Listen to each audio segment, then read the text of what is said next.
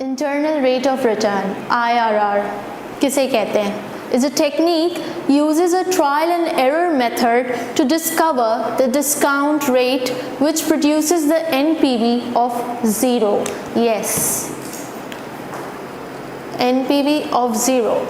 All right, so the IRR technique क्या है कि वो ट्रायल एंड एरर के मेथड से ये पता लगाती है कि आखिर वो कौन सा डिस्काउंट रेट होगा कि जिस पे NPV 0 होगी, ना पॉजिटिव होगी ना नेगेटिव होगी। यानी ये प्रोजेक्ट पे अगर मैं इन्वेस्टमेंट करूं तो ना इस प्रोजेक्ट से मुझे कोई फ़ायदा पहुंचेगा ना नुकसान पहुंचेगा, NPV वुड बी 0। IRR को किस तरह से हमने निकालना है, कैलकुलेट करना है, तो उसमें 2 स्टेप्स इन्वॉल्व हैं।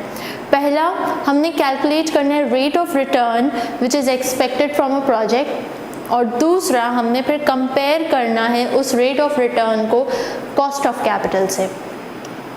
कैसे करेंगे कंपेयर?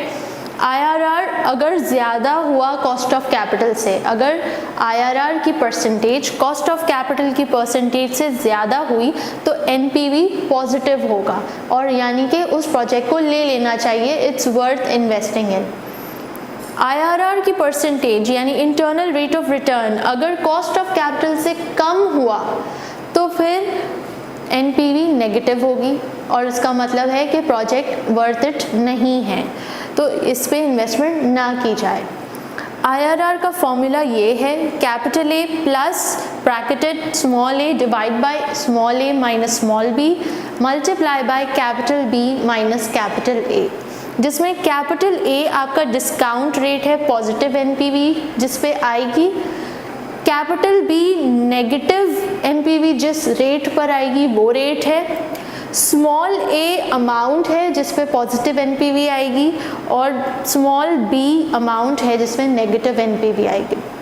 तो सिंपल है, हमें सिर्फ इस IRR का फॉर्मूला याद होना चाहिए।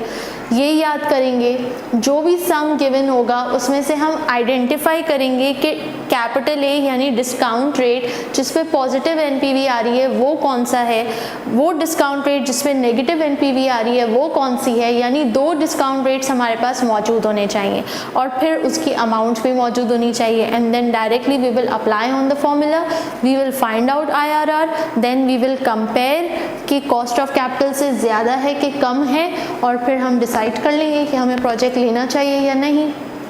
That's it. IRR के कुछ एडवांटेजेस हैं और कुछ डिसएडवांटेजेस हैं, आइए देखते हैं। Time value of money, IRR time value of money consideration में लाता है। Results are expressed as a single percentage, percentages में रिजल्ट्स आते हैं which is easier to see and calculate, उसको एवेल्यूएशन में आसानी होती है, अप्रेजल में आसानी होती है परसेंटेजेस की फिगर्स के थ्रू।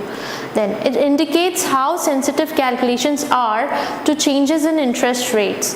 इंडिकेट करता है कि कितनी सेंसिटिव है ये IRR की परसेंटेजेस, कि अगर एक अमाउंट भी चेंज होती है, एक फिगर भी चेंज होती है, एक डिस्काउंट रेट भी चेंज होता है तो IRR पे उसका क्या असर आता है। तो ये एडवांटेजेस हैं। डिसएडवांटेजेस पे आते हैं। Projects with unconventional cash flows can produce negative or multiple IRRs. ये सबसे बड़ा ड्रॉबैक है कि कुछ प्रोजेक्ट्स के जो कैश फ्लोज होते हैं वो अनकन्वेंशनल होते हैं, यानी कि वो राउंड फिगर्स नहीं होते और वो साल के बीच में कभी भी आ जाते हैं। तो उन ऐसे कैश फ्लोज के साथ IRRs कभी कभी मल्टीपल IRRs भी आ जाते हैं, कभी कभी नेगेटिव भी आ जाते हैं। तो it does not give a true picture कि ये प्रोजेक्ट फ़ायदेमंद है भी या नहीं। Next, IRR may be confused with ROCE, which is Return on Capital Employed. IRR कभी कभी कंफ्यूज हो जाते हैं लोग कि IRR की परसेंटेज और Return on Capital Employed में आखिर क्या फ़र्क है।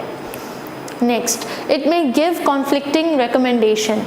कन्फ्लिक्टिंग रिकमेंडेशंस आ जाती हैं, मतलब एक प्रोजेक्ट मुमकिन है कि वो प्रोजेक्ट बहुत फ़ायदेमंद हो और IRR अच्छा ना आया हो जिसकी वजह से NPV नेगेटिव आ रही हो, जिसकी वजह से हमने वो प्रोजेक्ट ड्रॉप कर दिया, नहीं लिया, लेकिन रियलिटी में वो प्रोजेक्ट बहुत फ़ायदेमंद होता अगर हम उसे लेते।